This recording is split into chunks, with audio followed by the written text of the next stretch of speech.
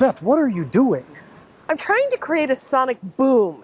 Airplanes like the SR-71, once they break the sound barrier, there's this great sonic boom. Well, you can break the sound barrier with a bullwhip. When you hear that crack, that's actually a sonic boom. I'm just not very good at it. Well, can I try? Sure.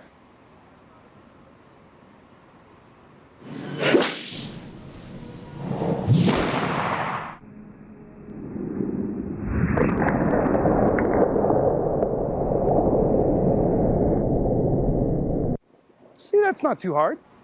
No, I guess I'm just going to need some practice. Yeah, a little bit of practice. You'll be good at it. Do you have some time? Yeah, about 30 minutes. This is STEM in 30. Now, I'm going to teach you to whip. You've got to teach me to nay-nay.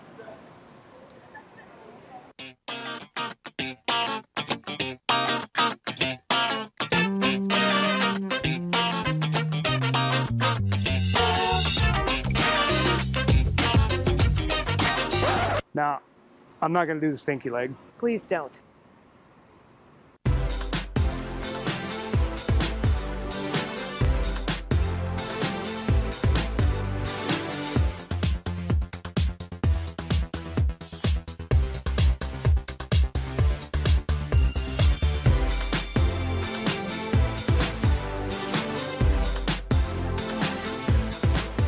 This is 7:30.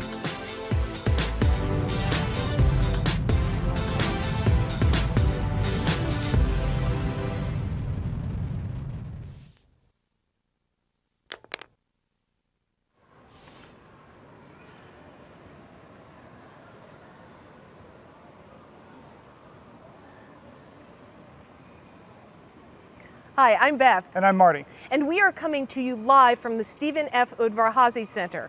Now, to get started today, we'd first like to welcome our in-house audience, which is Farmwell Station Middle School. These guys have some great questions prepared to ask our experts today, and this is where we need you, our viewers at home, to submit questions as well. Submit them online. We have an expert standing by, ready to answer those questions, and some of them we might even use on the show. Now, this museum is incredible. Here we can house objects that are too large for the downtown museum. Objects like the Concorde and the Enola Gay and the Space Shuttle Discovery, which actually launched the Hubble Space Telescope into low Earth orbit. But today we'll be talking about the Lockheed Martin SR-71 Blackbird. This plane is amazing. Made mostly of titanium, it is so cool. This is actually an SR-71 toy that I had when I was a kid, and I used to play with it all the time. To get a chance to be close to this plane is really, really cool. Now, recently, Beth and I had a chance to talk with one of the pilots, Colonel Buzz Carpenter, and listen to some of his memories about flying this exact plane. Let's hear what he had to say. I'm joined today by Buzz Carpenter, who's a docent here at the Udvar-Hazy Center, but also flew the SR-71. Thank you so much for joining us today. Beth, it's my pleasure to be here. Now, would you tell me a little bit, how were you recruited to fly the SR-71? Beth, it's an interesting story. I graduated from the Air Force Academy in 1967, and one of the Blackbirds flew by for our graduation ceremonies. And I had seen the airplane earlier when I was doing kind of a cadet internship at Edwards Air Force Base, but I really never expected to fly the airplane. On my way to Vietnam, and I'm flying tactical reconnaissance, RF-4s, I met a Colonel Jerry O'Malley. It turns out he flew the first operational mission in the SR-71 out of Okinawa, Japan, and I would later serve under him. And he kind of told me, he said, "You're the kind of guy I think we're looking for, but you're way too young and you don't have enough flying hours." So I became stationed at Okinawa, Japan, and flew as much as I possibly could. You had to be a volunteer, so you submitted an application to Beale Air Force Base in Northern California, and you included your personnel record, your medical record, and your flight record. And you hoped as they reviewed it, they would find something interesting and that they would call you back for a week-long evaluation. So I was called back. I was delighted. The first 2 days were an astronaut's physical. Wow. Then you had a series of interviews, and then as a pilot, I had to fly with 2 or 3 of the current SR-71 pilots in the companion trainer, the T-38, to see how I handled the airplane. I left at the end of the week. The wing commander said, everything looks okay. you know, we'll get back with you. And about 4 months later, I received a telegram in Japan in December of 74 that I would be coming to Beale in July 75 and start training in this airplane. Yeah, I have a funny question. How did you heat up your lunch in this? You could heat up your lunch if you want, because it looked like a tube of toothpaste. And you put on, actually I have it in my pocket, a tube like this. You screwed it on, you broke the seal, and then you could hold this whole thing against the window, because my window was about 580 degrees because of the way the airplane heated. So that was one way, if you had a meal, that you could heat it actually in the cockpit. When you think of all the missions you flew, what's one that stands out? Which was one of your favorite ones? In March of 79, it's almost like the news today.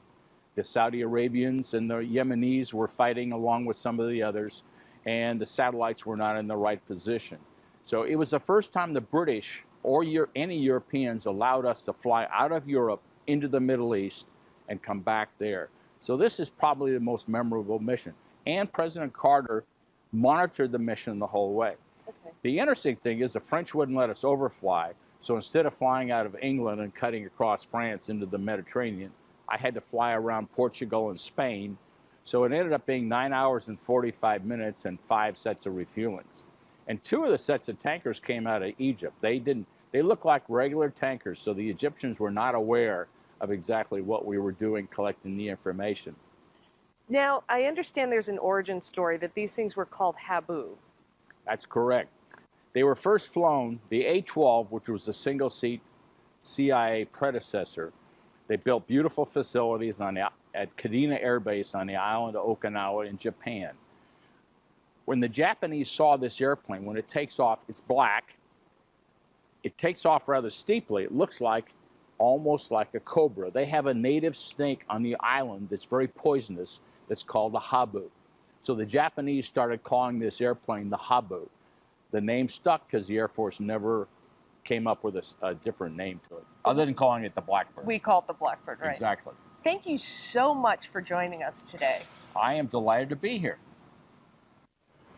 We're now joined by Dr. Lane Karafantis, a curator here at the National Air and Space Museum. Thanks so much for talking with us today. Glad to be here. Now, the SR-71 wasn't necessarily the first spy plane. There were a few predecessors to it, right?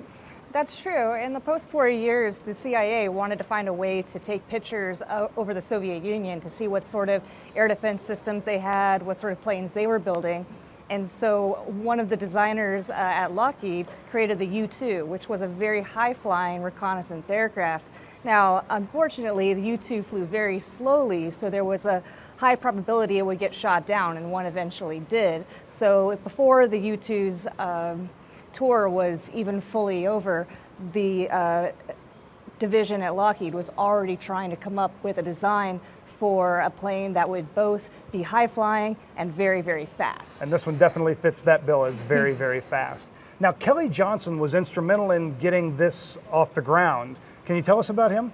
Yeah, Kelly Johnson was one of the lead designers at Skunk Works, which was a division of Lockheed, and he was responsible for designing the P-80, the U-2, the SR-71, and a number of other very, very famous planes. Now, you mentioned Skunk Works, and there's a skunk on the tail here. Can you tell us that story? Right. During World War II, there was a need for a very secret jet to be developed, and Lockheed was asked, hey, could you put together some designs for us, but it has to be done under the utmost secrecy. So there was a division, part of Lockheed, that was dedicated to creating these craft, and the engineers that worked there were told, you can't tell anybody about this. It's a very, very secret project you're working on.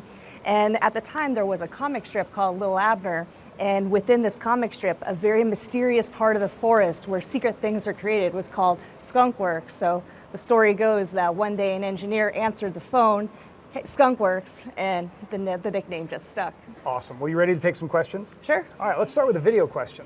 My name is Noah, and my question is, how many SR-71 Blackbirds failed in the making, and what was the hardest piece of technology to make or obtain?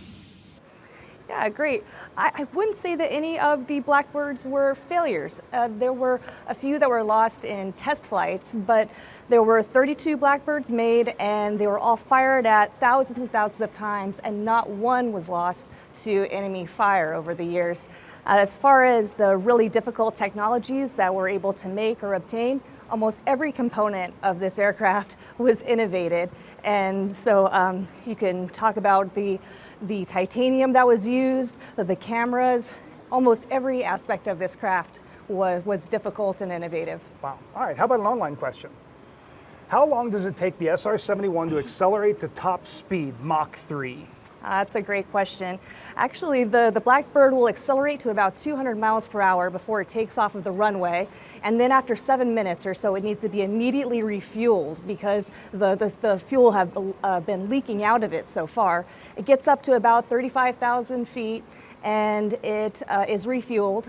And then after 20 minutes or so, it will accelerate from 350 miles per hour to more than Mach 3. Wow, that's incredible. All right, we've got an audience question next. Are there plans to make a new and improved Blackbird? If so, what would they change? Any plans for a new and improved Blackbird? Oh, that's a really good question. Actually, Lockheed is trying to propose a follow-up to the SR-71, which would be called the SR-72. Even though it would be a really altogether different craft, it would be just as large as the SR-71, but it would be unmanned. And it would also go even faster than this plane already goes. It would be going hypersonic, which is faster than Mach 6. Wow, that's unbelievable.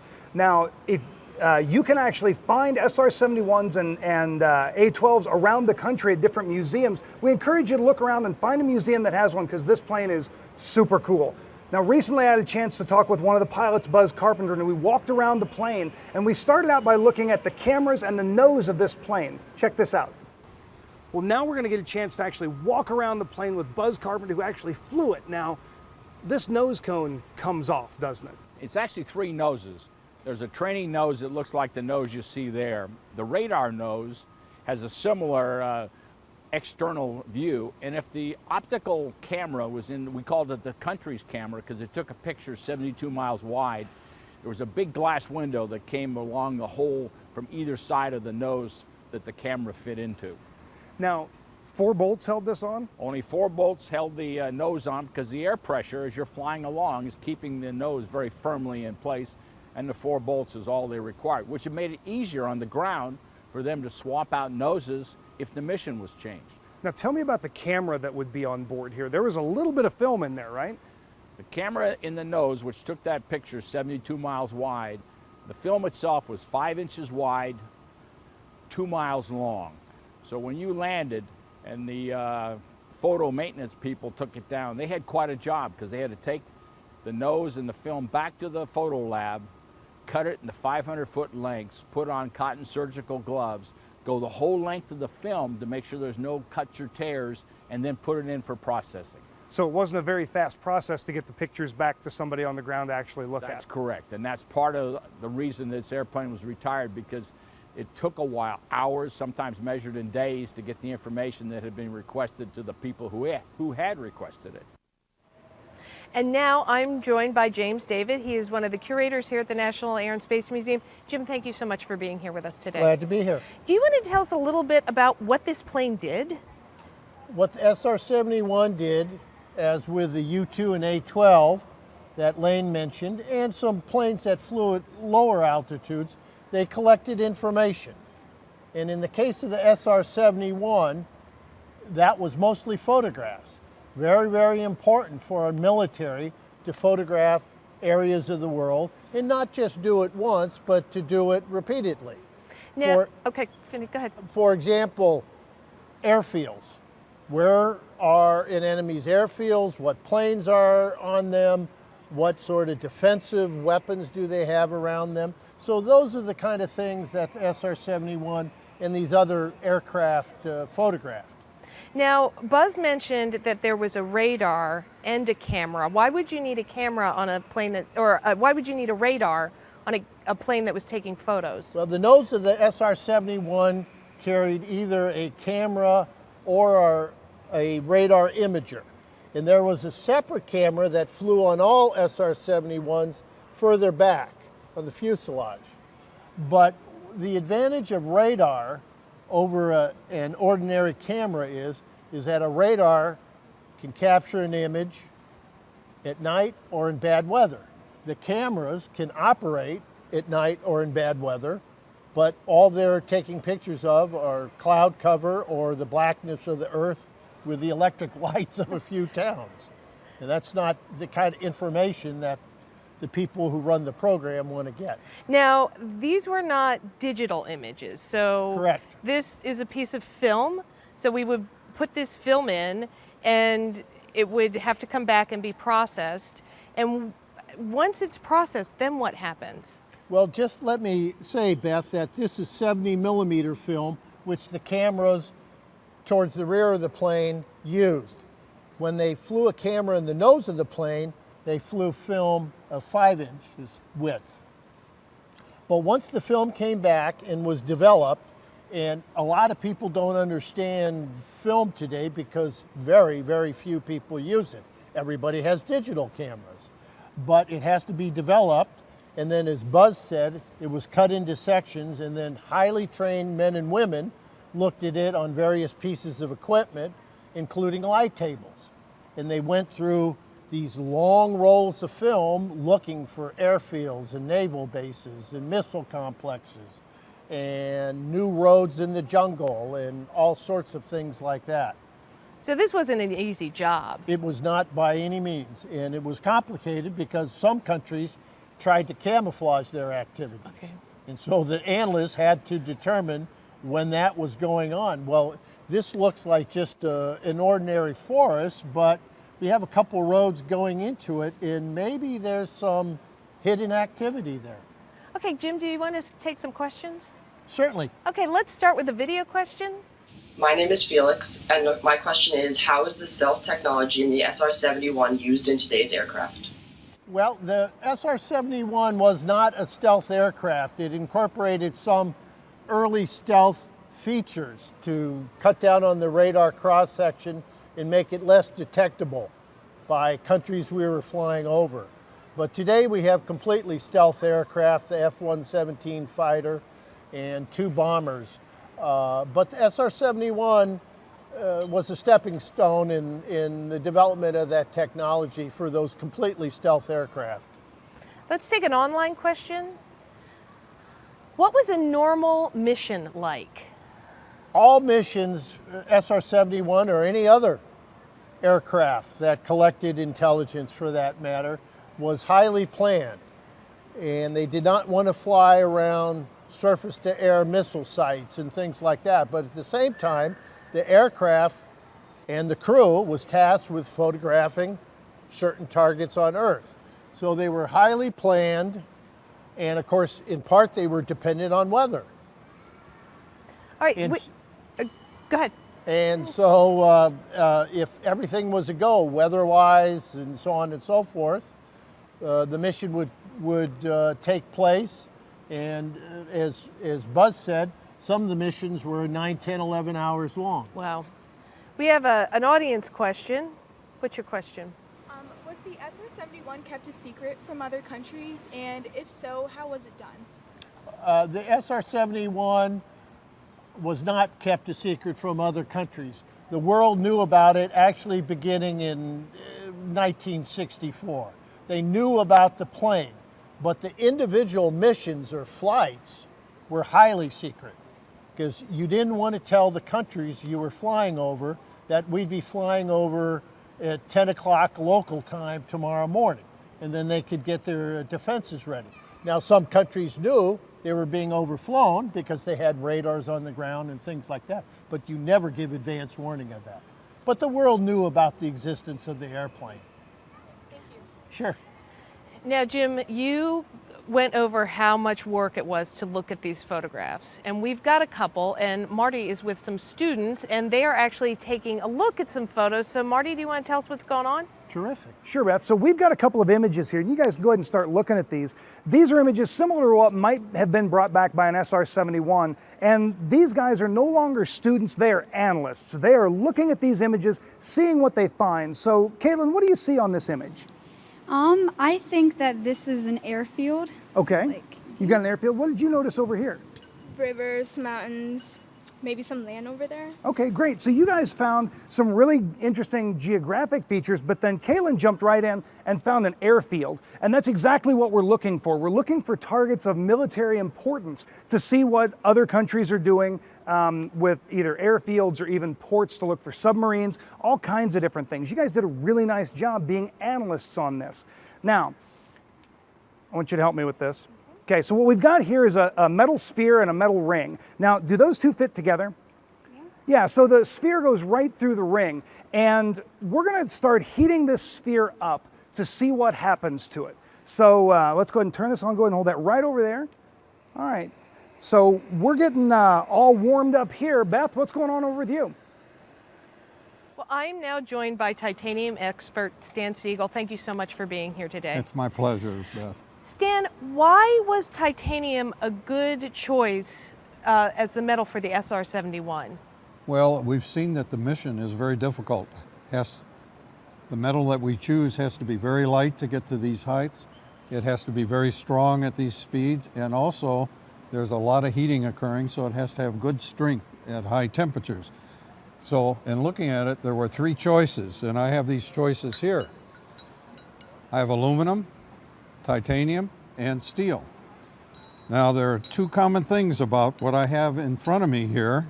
First of all, the diameters are all the same, right? The other thing that's the same, they all weigh the same. So look at that. If you're going to build an aircraft, this is aluminum. Wouldn't this be the logical material to use? However, this plane, the skin is over 500 Fahrenheit, and aluminum is not really good over 250. It gets too soft. So that limits the use of this to lower speeds like Mach 2, and that was the Concorde, which is also in this museum. So it was built out of aluminum. So the choices that we now have are two, steel and titanium, and the titanium is almost half the weight. So what are you going to build it of? These are two strong metals, and they're good at high temperatures. So it became titanium. This plane is 93% by weight titanium. Now, titanium is used for other things commercially, and you have something funny here. Do you want to tell us a little bit about this? Yes, that maybe somebody might guess what that shape is for. And it is a straw, a titanium straw. Beyonce insisted that they have titanium straws on one of her world tours. Now that's not a big market for titanium because you know what other materials can be used as a straw. Plastic. And this is very expensive straw, by the way. But there are other applications. When titanium was first industrialized in the 50s, it was all military. And gradually, and it was military aerospace, and gradually it got into commercial aerospace. And today, about 50% of all the titanium is used in aerospace applications. Now that leaves another 50% for other new applications, and that includes the chemical industry and heat exchangers and vessels for production of many different types of chemicals like chlorine. But there's also some consumer applications which are sort of interesting, which include this, but that's very minor. But titanium, maybe you've heard of golf club heads of titanium, and it's used as exhausts on motorcycles. And probably more important is what's used in the body, because titanium has excellent corrosion resistance and it likes the body. And as a result, knee replacements, hip replacements, and also structures replacing bones in the body are now usually titanium. So there are better applications than drinking straws. That's right. Okay. Well, Buzz and Marty, as they were walking around, noticed something interesting on the SR-71 skin. Let's see what they found out. Well, we've moved a lot closer to the plane, and as you get closer, you can see there are some pretty significant gaps here. Can you tell us about those? Because of the heating on the airplane, an average temperature over 600 degrees, overhead here, this is the most significant gap. The airplane grows 3 to 4 inches in length, and this particular gap here can expand anywhere from 1 to 2 inches to account for the heating that the titanium metal goes through as the airplane goes into cruise. There's a couple other expansion joints on the airplane, but this is the most significant one. And the airplane grows 1 to 2 inches in width also because of the heating. Inside the engine, because heated the core of the engine to 2,000 degrees and the afterburner to 3,200 degrees, the engine actually grows 6 inches in length and a couple inches in width to accommodate this tremendous heating that it sustains for an hour and a half at a time. How hot would the outside of the plane get? The outside of the airplane, the coolest part was about 450 degrees. The hottest part of the exterior of the airplane was over 1,200 degrees. All right, well, Caitlin's been heating this up. Caitlin, now see if that'll fit back through. It won't fit back through. That's the thing called thermal expansion. Stan, can you tell us what's going on there? Yes, I'd like to. All metals will expand if we heat it from room temperature, and as we go to higher and higher temperatures, it expands more.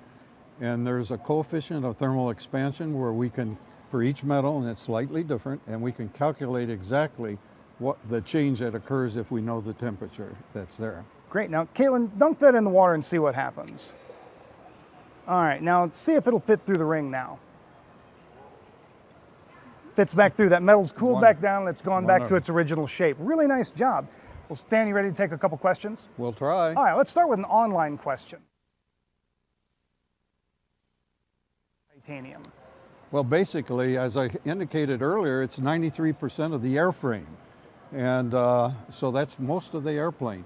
Also, what's sort of interesting, we have talked about the engine made by Pratt & Whitney. About 7% of that engine is titanium. Current engines are closer to 30% titanium. Wow. All right. Well, let's head back over to Beth and Jim and Lane. Now, that's all the time we have for today. I want to thank you all for being here. I also want to thank the International Titanium Association. And if you're looking forward to our next STEM in 30, you should check this out. I'm Beth Wilson. I'm one of the hosts of STEM in 30. Did you know that the National Air and Space Museum actually has an artifact on Mars? There's no museum on Mars. Actually, the museum and the Red Planet have a really long history together. It was a signal sent from Mars that triggered the ribbon cutting that opened the museum in 1976. Later, NASA transferred ownership of the Viking lander to us, so we actually have an artifact on Mars. This one here in the museum is a Viking lander test article. If you want to learn more about what's roving around on the Red Planet, be sure to check out the next STEM in 30. Yeah. Now, if you enjoyed our interview with Buzz Carpenter, there's a longer one that you can find on our website. Be sure to check that out, and we hope to see you soon.